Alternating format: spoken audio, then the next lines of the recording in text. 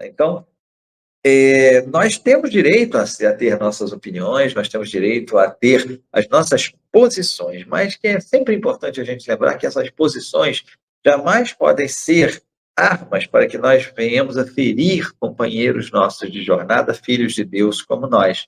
As nossas posições podem ser muito pessoais, elas podem ser posições contrárias, favoráveis a qualquer coisa, mas que nós não façamos disso uma tentativa de imposição do modo que nós acreditamos ser o correto, da nossa verdadezinha com V minúsculo, como sendo a verdade absoluta do universo, porque nós não a temos. Estamos até muito distantes de uma condição intelectual de conseguir alcançar essa verdade. Portanto, nós temos várias situações, por exemplo, na obra espírita em si, nós temos uma infinidade de situações em que nós vamos ver essas formações de famílias por laços afetivos, né?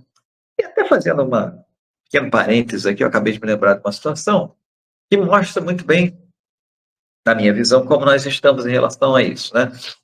Recentemente eu estava lendo as notícias na internet e a gente sabe, né, quando a gente vai lendo notícias, a gente vai recebendo desses algoritmos aí das plataformas de notícia aquilo que eles acham que venha nos interessar, né? E uma dessas notícias que apareceu para mim foi uma notícia que aconteceu numa cidade, um fato que aconteceu numa cidadezinha muito pequena do interior de São Paulo. Não vou lembrar o nome da cidade, também não importa, também não vou citar nomes aqui, nem o veículo de comunicação que o fez, mas a manchete dizia o seguinte: filho adotivo mata pai e mãe para ficar com herança, né? É interessante como os próprios colegas jornalistas muitas vezes trabalham contra a igualdade, a inclusão, a inserção e etc. É evidente, gente, que hoje nós queremos chamar a atenção, né, que uma notícia, para ter sucesso hoje em dia, não é mais por quantos jornais são vendidos na cidade, no estado, não é mais por quantos telespectadores estão ligados naquele programa de notícias naquele momento, não é mais a medição do Ibope, né? Não é mais isso. Hoje a gente sabe que o número de influências que um pedaço de notícia pode ter é calculado pelo número de visualizações, melhor dizendo, visualizações que a notícia tem, pelo número de gostadas, né, de likes que as publicações têm, pelo número de compartilhamentos que a publicação tem. Então, para que os likes, os compartilhamentos aconteçam, é importante que a pessoa pelo menos abra a notícia e leia alguma coisa, né?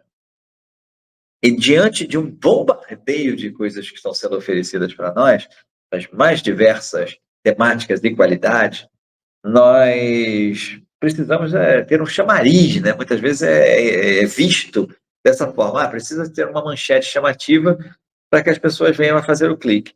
É uma manchete que, na maioria das pessoas, vai repercutir e vai fazer com que elas cliquem ali.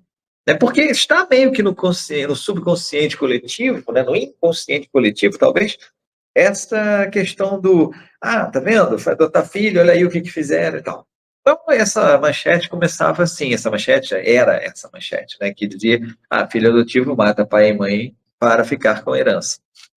E aí, fazendo uma rápida pesquisa, né, a gente conclui que esse tipo de crime não foi a primeira vez que aconteceu, talvez não seja a última, infelizmente, mas é um tipo de crime que, vez por outra, nós nos deparamos com ele nas notícias da televisão, do rádio, na internet, no jornal.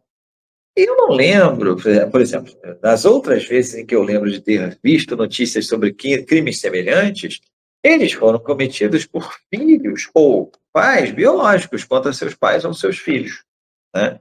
Eu não lembro de ter visto nenhuma manchete dizendo o seguinte: pai biológico mata a filha para se livrar de choradeira, ou para se livrar de algum problema, ou porque estava grávida. Filha biológica mata pai para ficar com a herança, mata pai e mãe.